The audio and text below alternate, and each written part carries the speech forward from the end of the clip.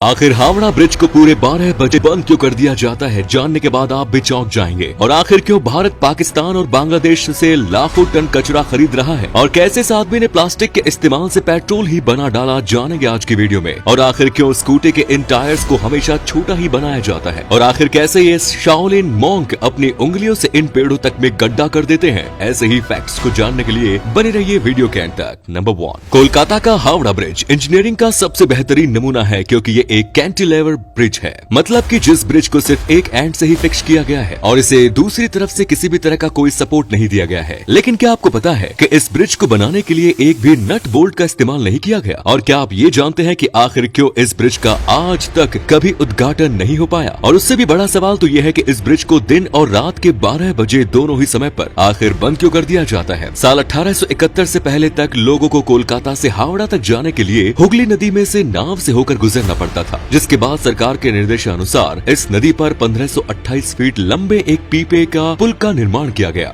बड़े बड़े पीपों को लगाकर बनाए गए इस पुल में 22 लाख रुपए का खर्च आया। लेकिन फिर जब यहाँ हावड़ा स्टेशन बना तो यहाँ पर लोगों की भीड़ भी बहुत ज्यादा बढ़ने लगी, जिसके बाद यहाँ की सरकार ने इस जगह पर एक फ्लोटिंग यानी तैरता हुआ ब्रिज बनाने का फैसला किया। लेकिन उसी समय पहले विश्व युद्ध की भी शुरुआत हो गई, जिसके चलते ये काम भी बीच में ही रोकना पड़ा। और फिर 1992 में BBJ नाम की एक कंपनी ने इस जगह पर काफी मजबूत और टिकाऊ ब्रिज बनाने का फैसला किया, जिसके लिए उन्होंने 26,500 टन स्टील का इस्तेमाल किया। उस समय में इतने स्टील को इकट्ठा करना कोई छोटी बात नहीं थी। उस समय अंग्रेजों ने उनके सामने एक बड़ी शर्त भी रखी कि इस ब्रिज को बनाने के लिए इसके नीचे कोई भी पिलर नहीं होना चाहिए, ताकि बड़े से बड़ा जहाज भी इस ब्रिज के नीचे से आसानी से निकल सके। यही वजह है कि उन्होंने यहाँ पर एक कैंटिलेवर ब्रिज को बनाकर तैयार किया। और हैरानी की बात तो ये है कि उस समय में इस ब्रिज को बिना किसी नट बोल्ट के ही बनाकर तैयार कर दिया गया। लेकिन उस समय के सबसे बड़े कारनामे को अंजाम देने के बाद भी इस ब्रिज का आज तक भी कभी उद्घाटन नहीं हो पाया, क्योंकि इस ब्रिज के बनते ही वर्ल्ड वॉर 2 की शुरुआत हो चुकी थी, जिसके चलते इस ब्रिज को बिना उद्घाटन के काम पर ही लगा दिया गया। उस समय जापान ने इस ब्रिज को बमबारी से उड़ाने की कोशिश की, लेकिन वो इसमें नाकाम रहे। ये ब्रिज इतना मजबूत है कि आज भी रोजाना इस पर से करीब 1 लाख से भी ज्यादा गाड़ियां होकर गुजरती हैं। लेकिन इस ब्रिज को हर रोज दोपहर और रात के पूरे 12 बजे बंद कर दिया जाता है, जिसके पीछे का कारण ये है कि इसे बनाने वाले इंजीनियरों ने ये दावा किया कि ये पुल किसी भी दिन 12 बजे गिर जाएगा। लेकिन उन्होंने ये नहीं बताया कि इसके गिरने का समय वो रात में होगा या दिन में। बस इसी के चलते इसे इन दोनों ही समय पर बंद कर दिया जाता है। और हाल ही में किए गए एक निरीक्षण से ये पता चलता है कि पॉल्यूशन और मौसम की मार की वजह से ये ब्रिज काफी तेजी से कमजोर होता जा रहा है। इसको संभाल कर रखने वाले ये पिलर आकार में आधे रह चुके हैं। अब देखना यह है कि यहाँ पर ये कब तक टिके रहता है। नंबर 2, बहुत कम ही लोग ये बात जानते हैं कि भारत हर साल पाकिस्तान और बांग्लादेश से करीब 1.5 लाख मैट्रिक टन कचरे को खरीदता है। लेकिन आखिर ऐसा क्यों? आखिर किसी और देश का कचरा भारत के किस काम का? दरअसल पाकिस्तान और बांग्लादेश जैसे कई देशों के पास इस कचरे को रिसाइकल कर उसे दोबारा से इस्तेमाल करने लायक बनाने के लिए कोई भी खास किफायती इक्विपमेंट्स नहीं है, जिसके चलते उनके लिए इस कचरे को संभाल पाना काफी महंगा पड़ता है। और ये कचरा वहाँ पर पड़े पड़े सड़ता है और गंदगी मचाता है। इसी वजह से वो इस कचरे को भारत जैसे दूसरे देशों को एक्सपोर्ट कर देते हैं। लेकिन अब सवाल ये है कि फिर भारत इस कचरे को इम्पोर्ट कर उसका आखिर करता क्या है? तो आपकी जानकारी के लिए बता दूं कि भारत के पास ऐसे कई बड़े इक्विपमेंट्स मौजूद हैं जो इस प्लास्टिक वेस्ट को रिसाइकल कर कई तरह की बोतल, पेपर और यहाँ तक कि सड़कों को भी बनाने का काम करते हैं। आपको शायद इस बात की जानकारी ना हो कि भारत अभी तक इस वेस्ट कचरे का इस्तेमाल कर 10,000 किलोमीटर से भी ज्यादा लंबी सड़क का निर्माण कर चुका है। नंबर 3, यहाँ पर्यावरण को बचाने के लिए हम आज कचरे का इस्तेमाल कर सड़कों का निर्माण कर रहे हैं। वहीं इसी बीच हैदराबाद में रहने वाले 45 वर्ष के सतीश कुमार ने एक ऐसा कारनामा कर दिखाया है जिसकी कोई कल्पना भी नहीं कर सकता। इन्होंने तो वेस्ट प्लास्टिक का इस्तेमाल कर पेट्रोल को ही बनाकर तैयार कर दिया, जिसका इस्तेमाल कर आप अपनी गाड़ियाँ और मोटरसाइकिल को भी दौड़ा सकते हैं। उन्होंने इस पेट्रोल को प्लास्टिक पायरोलिसिस नाम दिया है। इनका दावा है कि ये हर रोज करीब 200 किलो प्लास्टिक से 200 लीटर पेट्रोल बनाकर तैयार कर लेते हैं। जहां पेट्रोल की कीमतों में रोजाना बड़ी मात्रा में उछाल आ रहा है, वहीं सतीश ने अपने इस पेट्रोल का दाम ₹40 प्रति लीटर रखा है। नंबर 4, दोस्तों आपके भी मन में कभी न कभी ये सवाल तो जरूर आया ही होगा कि आखिर स्कूटी के इन टायर्स को बाइक्स के टायर मुकाबले में छोटा क्यों बनाया जाता है। तो आपको बता दो कि स्कूटी का निर्माण एक पूरी फैमिली की जरूरतों को मद्देनजर रखते रखते हुए किया गया है। इसमें मौजूद ये बूट पैर रखने के काम तो आता ही है, लेकिन साथ ही ये भारी सामान जैसे कि सिलेंडर और घर का जरूरी राशन रखने के लिए भी इस्तेमाल में लाया जाता है, जिसकी वजह से इस बूट स्पेस में भारी सामान को आसानी से रखने के लिए इसकी ऊंचाई को जमीन से थोड़ा ऊपर ही रखा जाता है। साथ ही